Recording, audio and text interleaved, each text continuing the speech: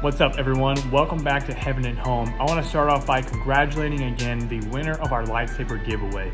If you missed any of the Star Wars videos I released at the beginning of May, I highly recommend you go check those out. But I want to get on to the main event for tonight. There are a ton of cases in the Bible about resurrections, where someone was dead and then was brought back to life. You know, a lot of them are pretty well known, but there was some of them that I had never heard of before. So let's check out 10 resurrections in the Bible.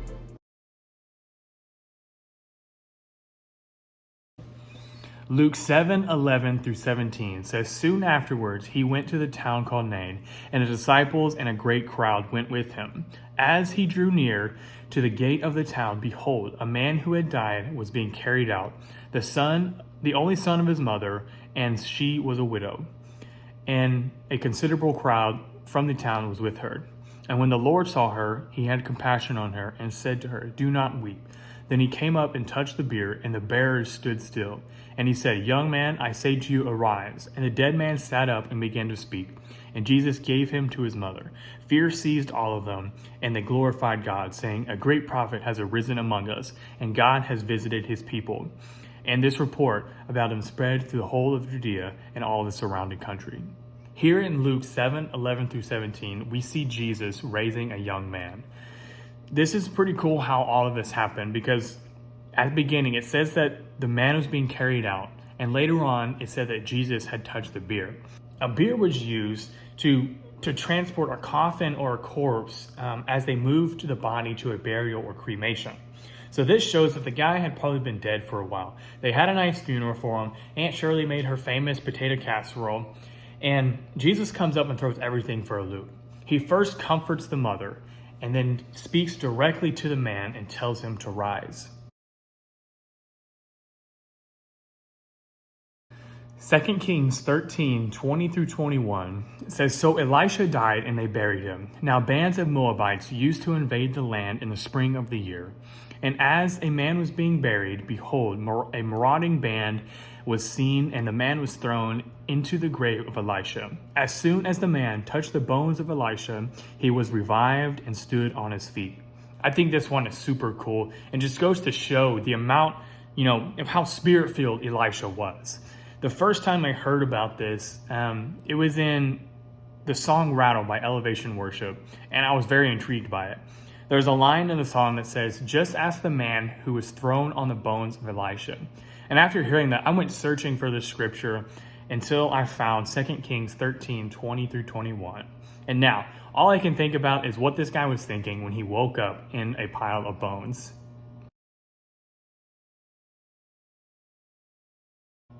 John 11:38 through 44 says, "Then Jesus, deeply moved again, came to the tomb. It was a cave, and a stone lay against it.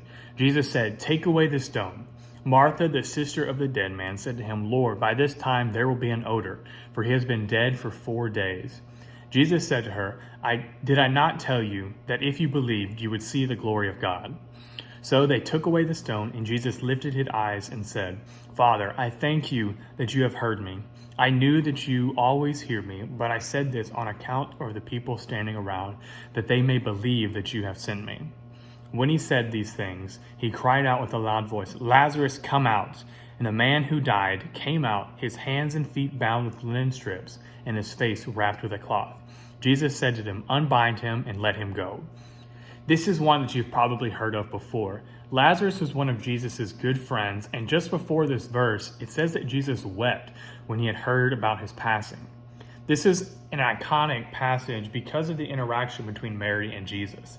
Mary was upset that Jesus had waited so long to come because they wanted to see Lazarus healed. But Jesus didn't want to just heal Lazarus' sickness. He had something much bigger planned for him.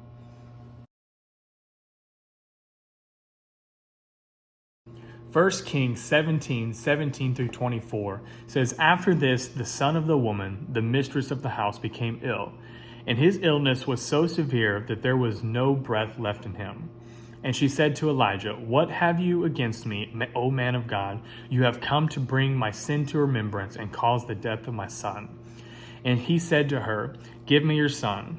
And he took And he took him from her arms and carried him up into the upper chamber where he had lodged, and laid him on his own bed.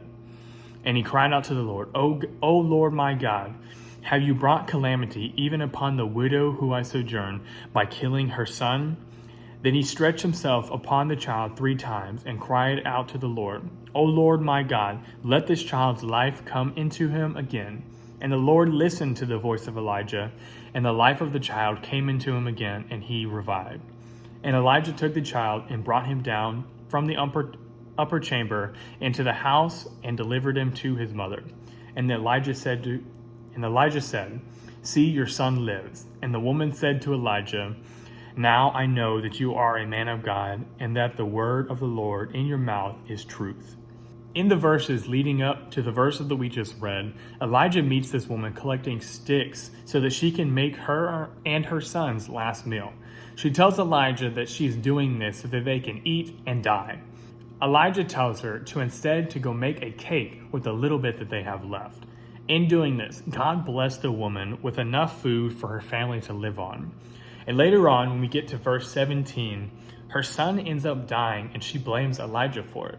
Elijah takes the boy, stretches himself over the child, and cries out to God. And I love that it says the Lord listened to the voice of Elijah, because it shows that our prayers and our cries to God actually can make a difference. After Elijah prays, the boy is filled with life once again.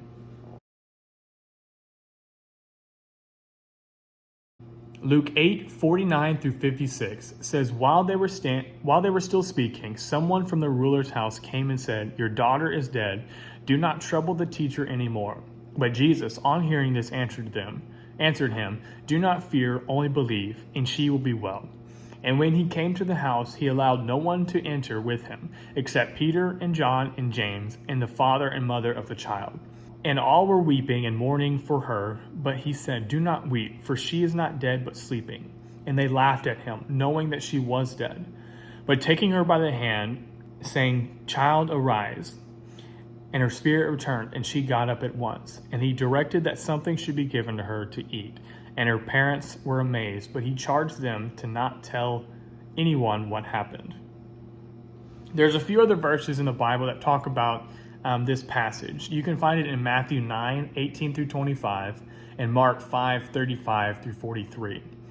And what's happening here is on the way to heal Jairus' daughter's sickness, Jesus stops along the way to perform a miracle by healing a woman of her internal bleeding. And during this time, Jairus' daughter ends up dying. But upon hearing this, Jesus completely disregards the people that said it and speaks directly to Jairus, saying, Do not fear, only believe. And it's because there's power in faith, and Jesus was trying to teach that. That's why when he got there, he only allowed the mother, the father, and a few of his disciples to actually enter the house, because all of the others that were mourning laughed and they doubted Jesus. So when Jesus went in, he told the girl to arise, and those that had faith were able to witness a miracle. Acts 9:36-43. Now there was in Joppa a disciple named Tabitha, which translated means Dorcas. She was full of good works and acts of charity. In those days she became ill and died, and when they had washed her, they lay her in the upper room. Since Lydda was near Joppa, the disciples, hearing that Peter was there, sent 2 men to him, urging him, Please come to us without delay. So Peter rose and went with them. And when he arrived, they took him to the upper room.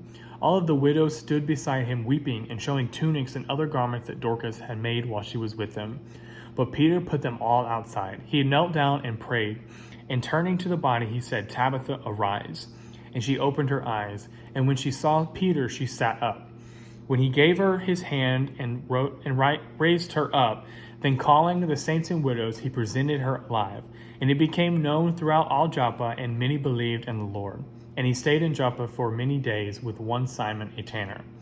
With as close as Peter was to Jesus, I'm not surprised to see Peter following a similar pattern to the many resurrections that Jesus performed.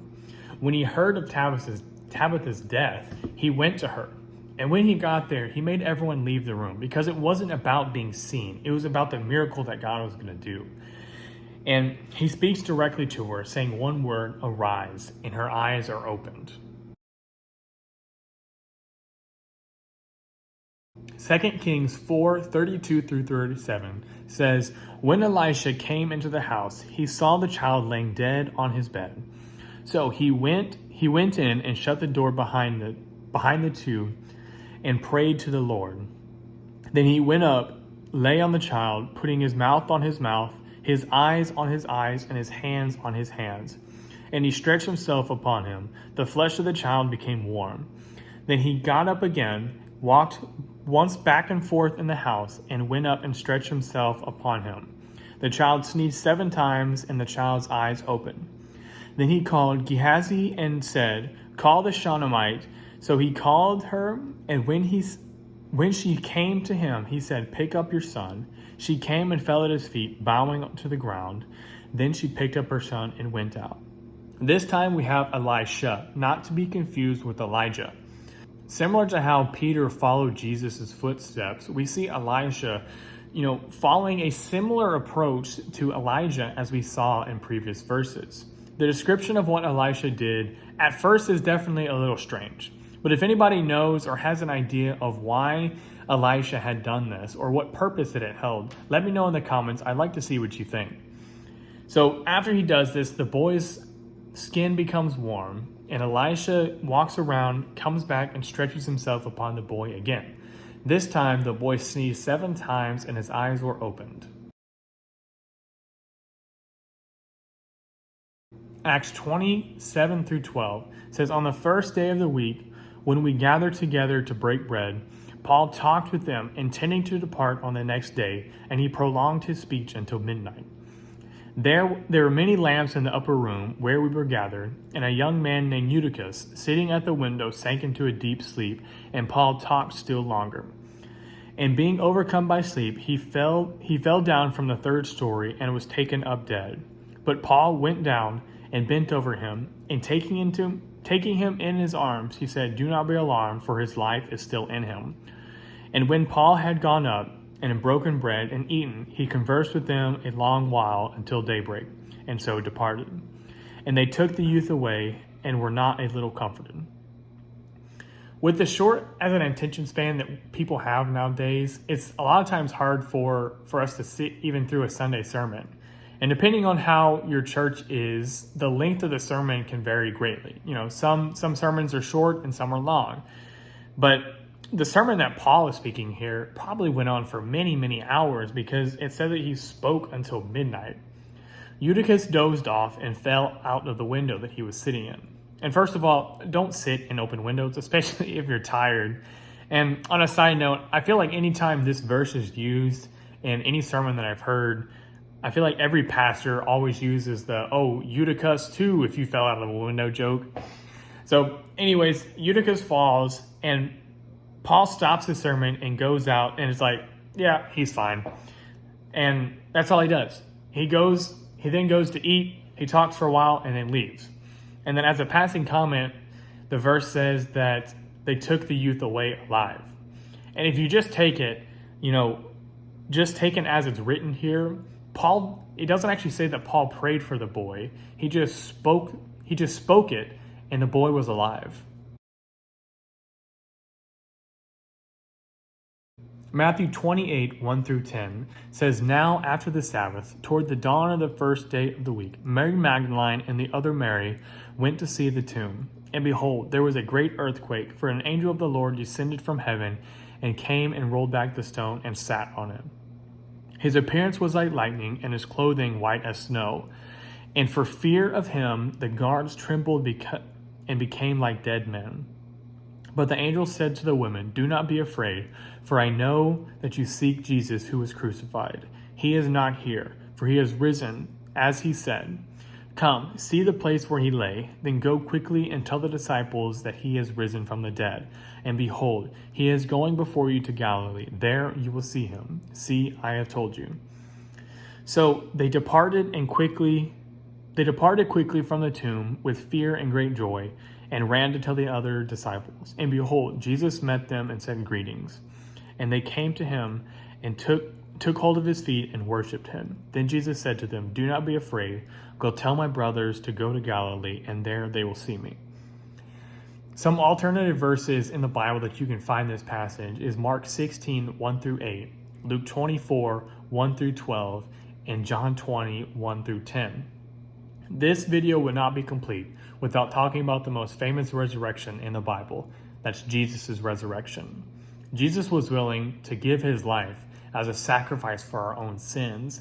He was buried and then rose again in 3 days. Matthew describes this passage as an angel coming from heaven, moving the stone, and then just sitting on it.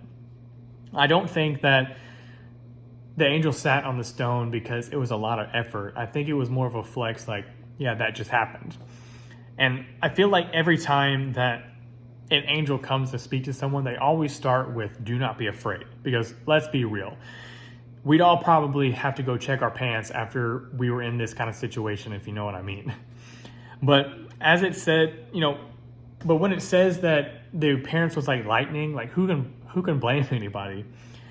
Anyways, the angel invites them to go see the tomb for themselves and see that Jesus was resurrected. Because even though Jesus teaches us that we have to have faith without sight, sometimes seeing can increase your faith. On their way to tell the others, Jesus greets them and they sat and worshiped him. Some of the other books have a different representation of what went down during this passage, so you should definitely go check those out as well. Matthew 27, 50 through 53 says, "And Jesus cried out again with a loud voice and yielded up his spirit. And behold, the curtain of the temple was torn in two from top to bottom, and the earth shook, and the rocks were split. The tombs also were opened, and many bodies of the saints who had fallen asleep were raised. And coming out of the tombs after his resurrection, they went into the holy city and appeared to many." I think this is a super underrated and overlooked resurrection. This happens right after Jesus breathes his last breath, and the veil was torn, and it says that the bodies of the saints were raised and went out into the town. After this, they go into the city and were seen by many. I feel like this would have been really similar to what happened in Avengers Endgame when everybody was brought back. There probably was a lot of joy, but a lot of mass confusion. Let me know in the comments what your favorite resurrection was, and if there's one that I missed, I'd love to hear about it as well. Before I finish up today, I have a big announcement for everyone. At the beginning of the year, I told you that I wanted to reach 1,000 subscribers so that I could start raising money for missions and outreach opportunities. Although we haven't quite made that goal yet, I'm happy to announce that I've started a Patreon. For those who don't know what Patreon is, it's a very popular sponsorship site that allows you to pay a monthly commitment to your favorite creators so that they can make the things they love for the people that love them. I have 6 tiers of commitments: $1, $5, $10, $25, $50, and $100, depending on what you feel led to give. And keeping true to how I want to handle the channel's income, my promise to you is that every dollar that you spend on any of the 6 tiers, I will dedicate 90% of that to go towards missions and outreach efforts, while the other 10% I will put back and invest into the channel. If you want to help make a difference, this is a great opportunity to start. Please pray about this. I don't want you to feel obligated just because I'm asking you. I want you to pray and follow where God leads you. If this is something that you feel you need to do, please invest in it. Please invest in this channel. And together we can make a difference. Together we can be the hands and feet of Jesus. And hopefully one day, God willing, I'll be able to open up my own studio and pursue this ministry full time. So thanks for sticking around, guys. And until next time, keep striving to bring heaven to your home.